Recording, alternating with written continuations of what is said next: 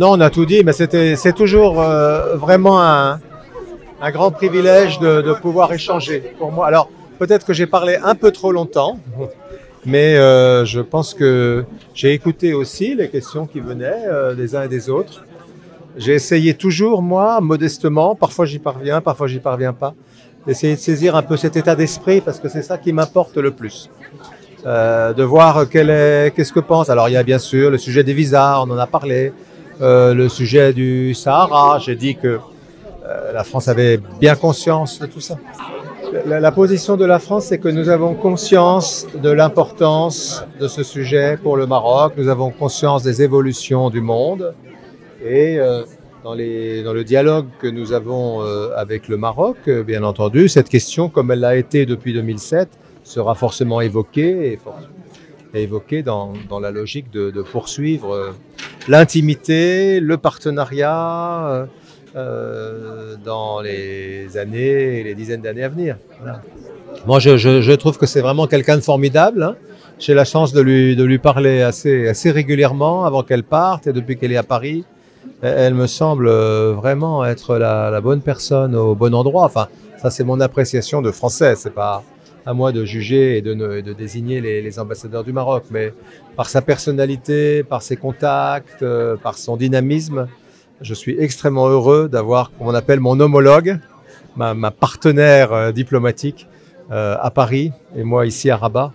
Et je crois que nous formons une équipe qui va aider à faire naître ce nouvel agenda, cette nouvelle ambition et à prendre pleinement en compte, parce que c'est la question que vous me posiez, l'ensemble des visions, des préoccupations, des enjeux qui sont ceux du Maroc et qui sont ceux de la France très largement. Hein.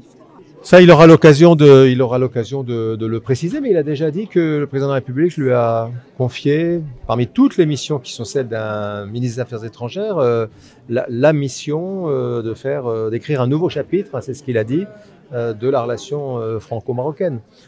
C'est quelqu'un que j'ai eu la chance de rencontrer à quelques reprises, qui est extrêmement proche du président de la République, qui est extrêmement jeune et moderne, en ce sens qu'il comprend bien quels sont les enjeux du monde et je n'ai aucun doute qu'il saura jouer un rôle important dans les semaines et les mois qui viennent pour entretenir, développer cette relation dans la phase dans laquelle elle se trouve aujourd'hui.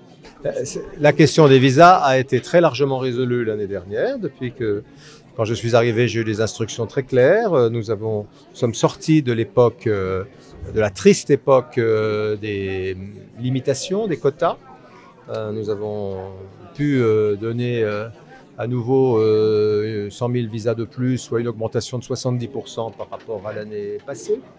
Nous refusons peut-être aujourd'hui un visa une demande sur 8. Les visas, c'est pas automatique, c'est pas un ticket de métro. Et donc, il faut évidemment remplir un certain nombre de conditions. Mais comme la plupart des gens qui demandent des visas les remplissent, eh bien, nous accordons les visas. Et aujourd'hui, les limites que nous avons, ce ne sont pas des limites politiques, ce sont des limites qui tiennent à la capacité de nos équipes consulaires à traiter une demande qui est très forte. Voilà.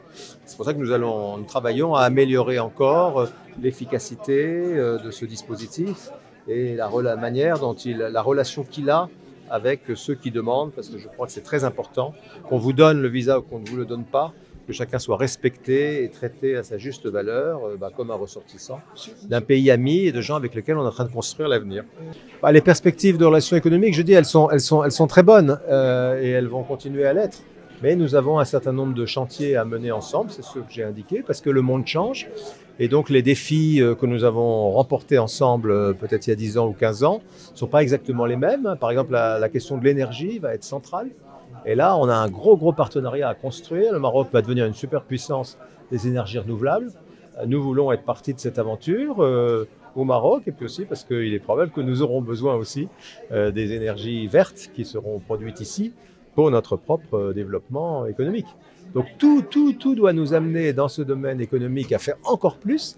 Mais évidemment, il faut mettre sur la table toutes les questions et voir comment on les traite d'un point de vue à la fois politique et technique. Ça fait partie de la feuille de route qu'on est en train d'écrire. Il y a du talent partout dans ce pays. Hein. Il y a du talent dans les universités, il y a du talent dans la culture, il y a du talent dans le business. Non, c'est un pays il n'aurait pas l'histoire, vous n'auriez pas l'histoire que vous avez, vous n'auriez pas la trace que vous avez laissée un peu partout dans le Maroc et même en dehors du Maroc, si vous n'aviez pas des gens de talent formidable.